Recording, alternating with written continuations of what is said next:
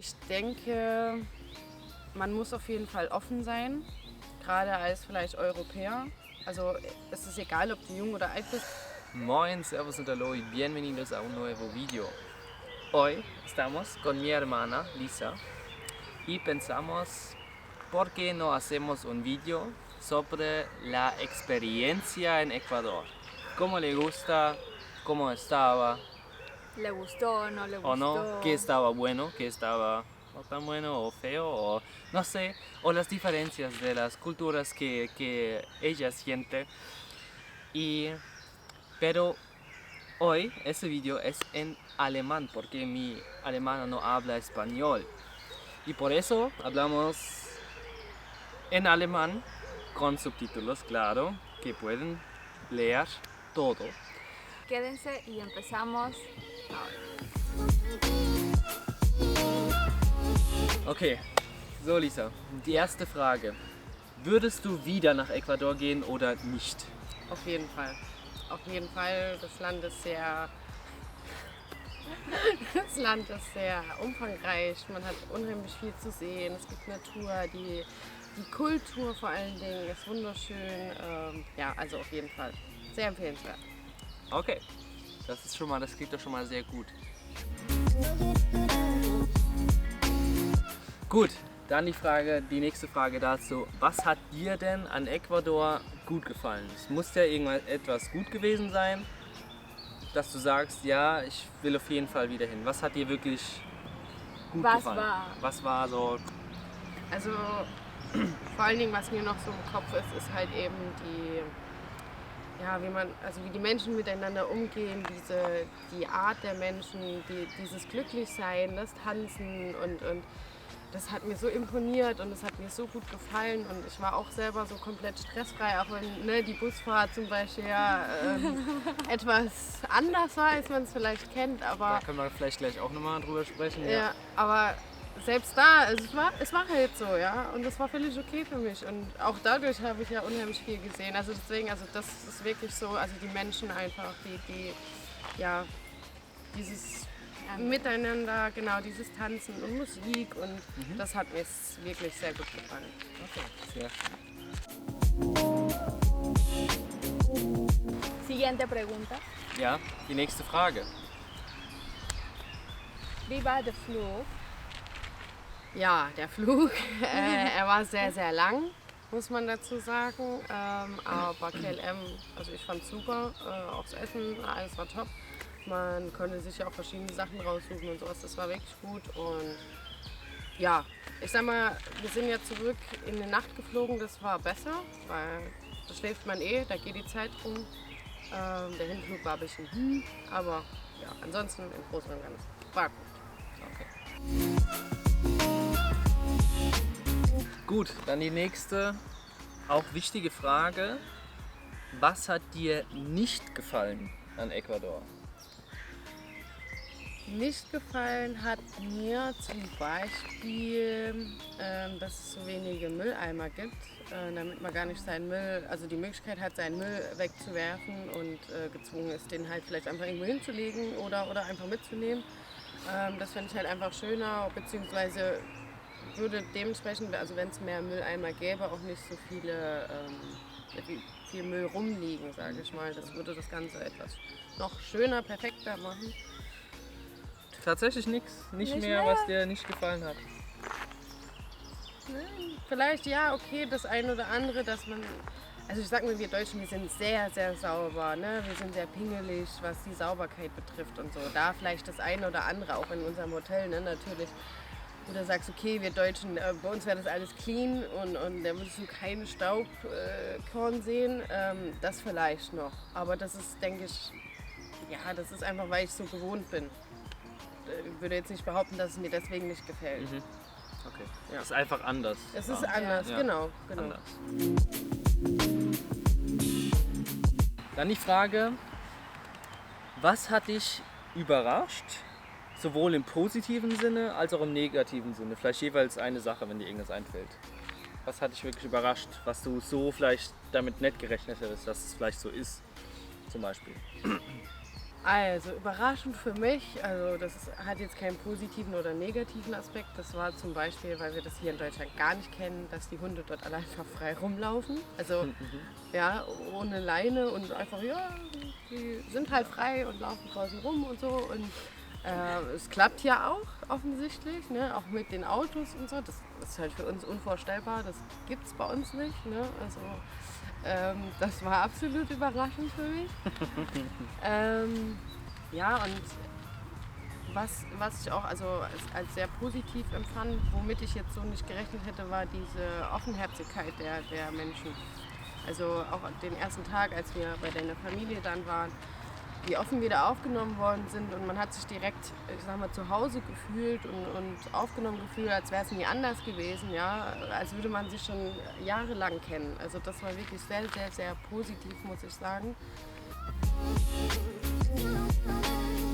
Siguiente pregunta. Was war deine Lieblingslocation?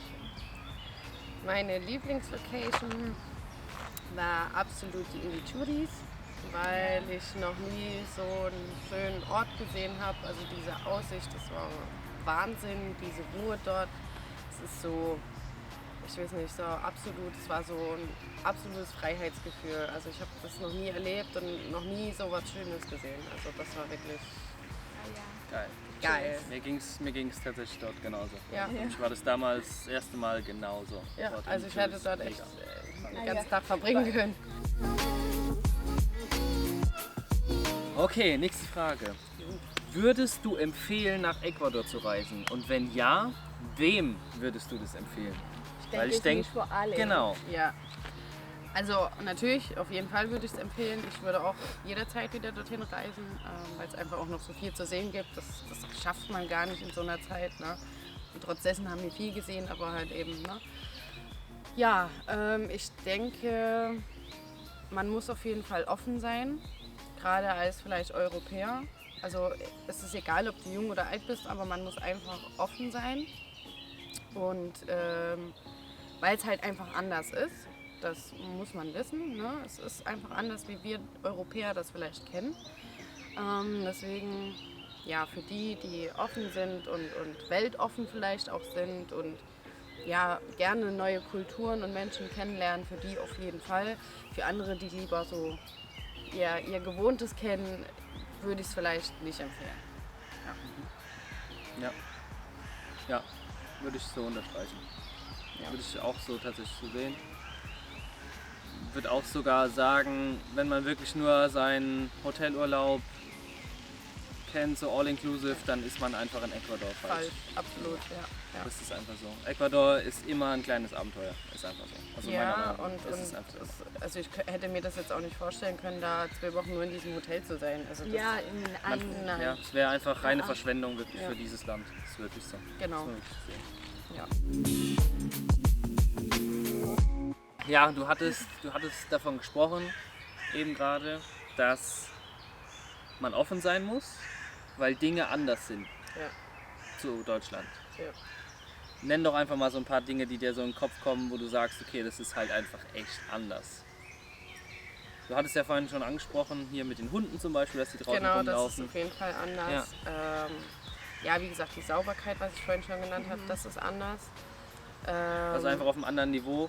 Einfach, dass Genau, hier halt extrem krass penibel drauf geachtet wird und Genau. dort ist es halt genau, nicht so hundertprozentig einfach wichtig. genau. Ja, was vielleicht auch noch anders ist, das Autofahren dort. Okay, Das ist anders. okay, was meinst du konkret? Also bei uns gibt es Regeln, ja. Bei uns gibt es auch überall Schilder und keine Ahnung, man hat sich halt einfach daran zu halten. Und die Leute machen das Genau, sehr gern. genau, also die meisten, muss man dazu sagen, nicht alle, aber die meisten befolgen eben diese Regeln. Und in Ecuador ist halt so. Ja, es gibt So. Regeln, Ja, Regeln. aber Ja, die meisten folgen. ja, genau. ja, So, okay. ja, das Stimmt. ist. Das ist auf jeden Fall anders. Und Essen natürlich, also es ist auch was ganz anderes. Also das, was ich dort gegessen habe, habe ich bisher noch nie gegessen. Das ist halt auch anders. Wir Deutschen vor allen Dingen sind sehr deftig und mit Soßen und viel so, ne? Ja, viel Soßen, stimmt. Viel Das ist Soßen ein vor allen Riesending, Dingen. Ja, stimmt. Und dort, ich habe keine einzigste Soße gegessen, Stimmt, ja. Stimmt. Das ist recht, da habe ich mir noch nie Ja. drüber Gedanken gemacht, Ist aber das so. stimmt, ist wirklich so. Ja, Ja, Soße. Soße. Soßen. Ja. Hier Ja, in ja, Deutschland ja. ist vor allem Viel. immer Soße. Ja, Alle. eigentlich immer, ja. Alle, ja. ja. Stimmt, da habe ich noch gar nicht so drüber nachgedacht. Ja. Stimmt. Und dort halt gar nicht. Ne? Ja, Deswegen, ja, also das stimmt. ist zum Beispiel auch anders das Essen, ja. Wie wir das kennen. Jetzt hast du schon die Lebensmittel angesprochen, also das Essen. Was hat dir am besten geschmeckt? Was hat dir überhaupt nicht geschmeckt? Was fandest du richtig eklig?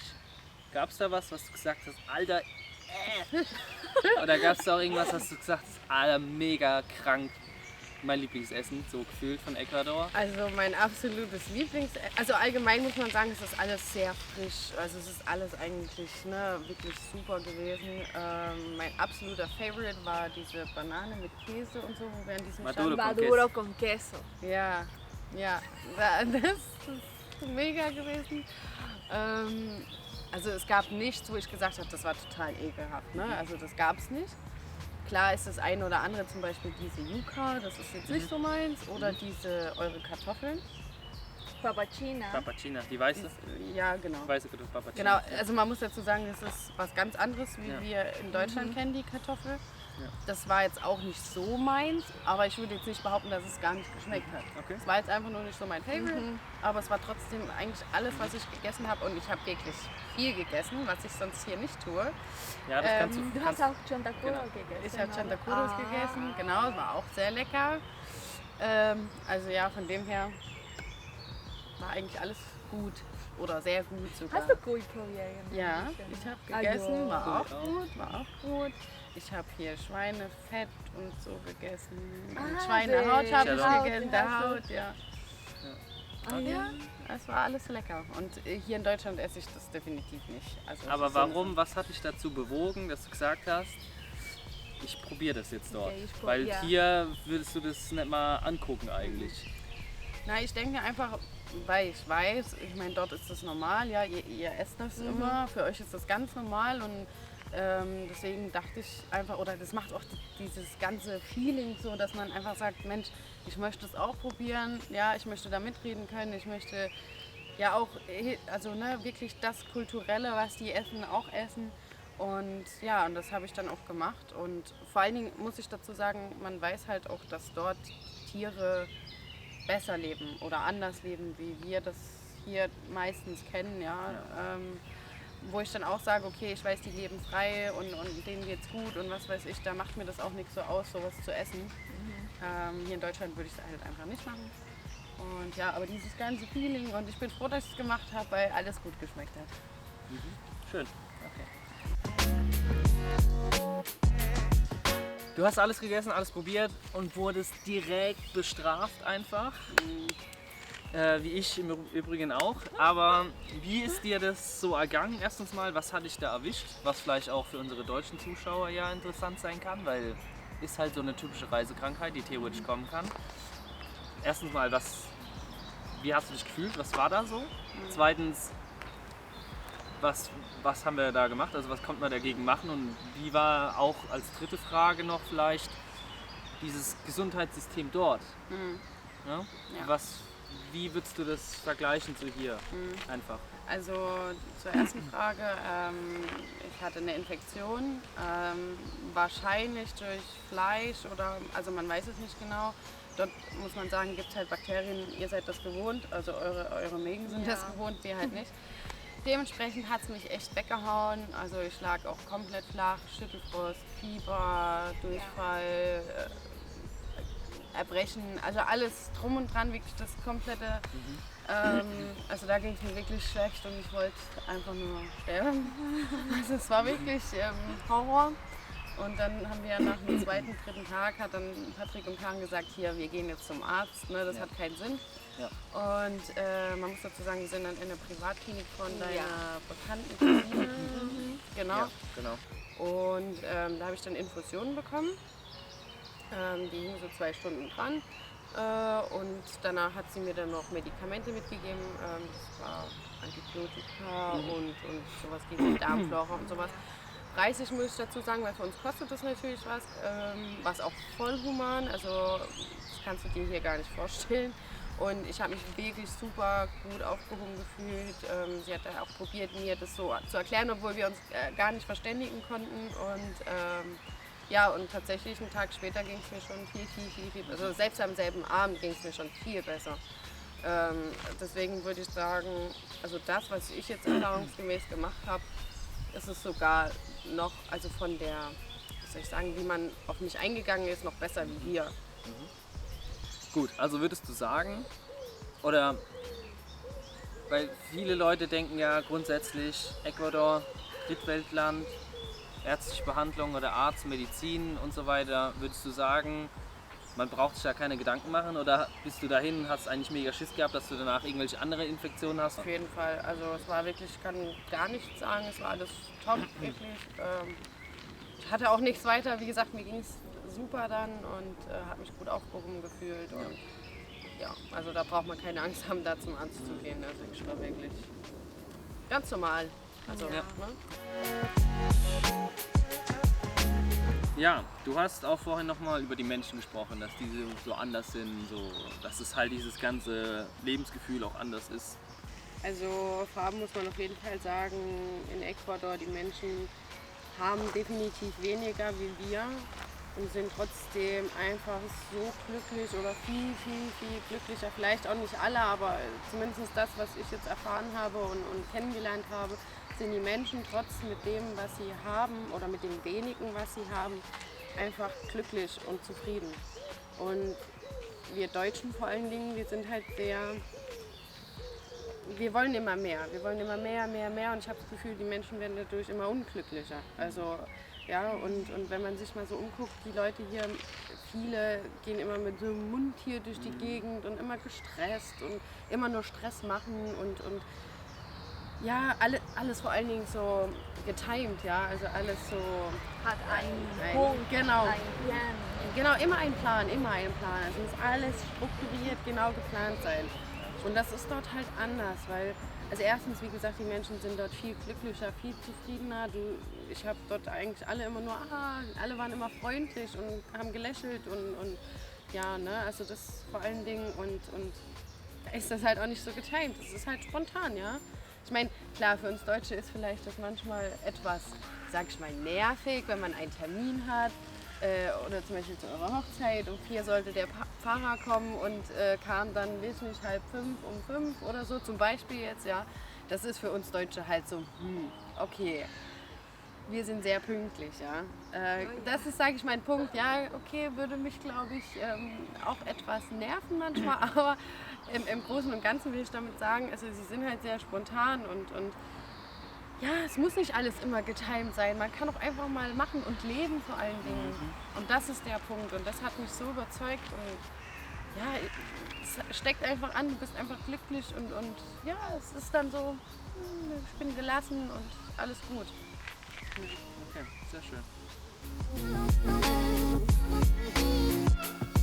Oder würdest du in Ecuador leben? Das ist eine sehr schwierige Frage. Ob ich jetzt für immer dort leben wollte, bin ich mir tatsächlich nicht ganz sicher. Nicht aus dem Punkt, weil mir irgendwas dort nicht gefällt, sondern einfach, weil ich glaube, bevorzugen würde, einfach die Welt zu bereisen und immer was Neues zu sehen. Deswegen würde ich mich einfach nie auf einen Punkt festlegen. Aber ansonsten könnte ich mir durchaus vorstellen, da für längere Zeit auch zu sein und zu leben. Ja.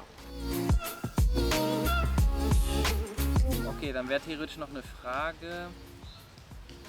Ist schwierig, weil jede Person nimmt es individuell wahr, diese Erfahrung in Ecuador, diesen Urlaub. Aber kannst du vielleicht kurz einen Abriss geben zu den anderen Leuten, die dabei waren aus der Familie, wie die das so wahrgenommen haben, Ecuador allgemein? Ging es denen ähnlich oder war das einfach komplett gemischt? Also du musst da jetzt nicht auf jede einzelne Person eingehen, weil das ist super individuell und wie gesagt, da müssten wir eigentlich jeden Einzelnen befragen, um das richtig herauszustellen, aber einfach nur mal so grob, dass die Leute vielleicht einfach mal eine Idee haben, ob das jedem so ging, einfach wie dir, oder ob das vielleicht sogar ein bisschen gemischt war, oder? Also tatsächlich ist es sehr gemischt. Sehr, sehr gemischt. Also ein Part sieht es genauso wie ich und ein anderer Part sagt, nee, ist nicht so, ist nicht meins, Ich genau. will Mein gewohntes. alles inklusive Theme Genau. und fertig. Also mehr Strandurlaub, all inclusive zum Beispiel. ja. Genau. Der andere Teil zum Beispiel, ja, der kann sich da einfach dem nicht so, ist halt nicht so offen. Ja, dementsprechend ist es dann eben einfach schwierig, was ich ja vorhin schon gesagt habe. Also man muss schon offen sein. Und ja, dementsprechend, das war sehr gemischt. Was auch völlig okay ist, weil jede Person ist einfach Ja. individuell, muss man einfach sagen. Jede Ja. Person ist individuell. Ja? Den einen gefällt eher sowas mehr, den anderen sowas mehr, sowas mehr. Aber grundsätzlich, glaube ich, kann man sagen, dass einfach jeder durch die Bank, also jede Person, extremst überrascht war von der Natur, von dieser Ja. Schönheit von diesem Land einfach. Deswegen, also ich würde es auch trotzdem jedem empfehlen und dann kann man immer selber seine Schlüsse ziehen und sagen, ja okay, es ist was für mich oder halt einfach nicht, ja. Ja. Aber ich denke, wenn man es halt einfach nicht probiert hat oder mal versucht hat auch, dann kann man das halt einfach nicht beurteilen. Okay, dann vielen Dank. Vielen Dank dir Sehr gerne. für deine Gracias. Auskunft. Muchas Ja. gracias. Entonces, gente, cambiamos a español. Gracias a Lisa que habla con nosotros sobre este tema Nos cuenta su experiencia. y todo, claro. ¿Qué decimos, como decimos, cada persona es diferente y individual y Y ya. lo ve de forma diferente las experiencias. Pero cuando tienen preguntas, pregunta en los comentarios. También a Lisa, porque va a preguntar mi hermana y podemos contestar. No tienen miedo, preguntan. Pregunten nomás, no pasa nada. En español, no pasa nada. Ah, y esa pregunta tal vez no, porque ella es casada. Es casada, Eso no. sí. Entonces, Entonces, ya. eso ha sido todo por hoy, gente. Esperamos que les haya parecido interesante este punto de vista de una europea ujú. hacia Ecuador, que se hayan divertido también. Y una vez más, yo soy Karen. Patrick y hoy con Lisa. Lisa. Y no olviden de suscribir a nuestro canal, darle like y nos vemos En el siguiente video. Chao, chao.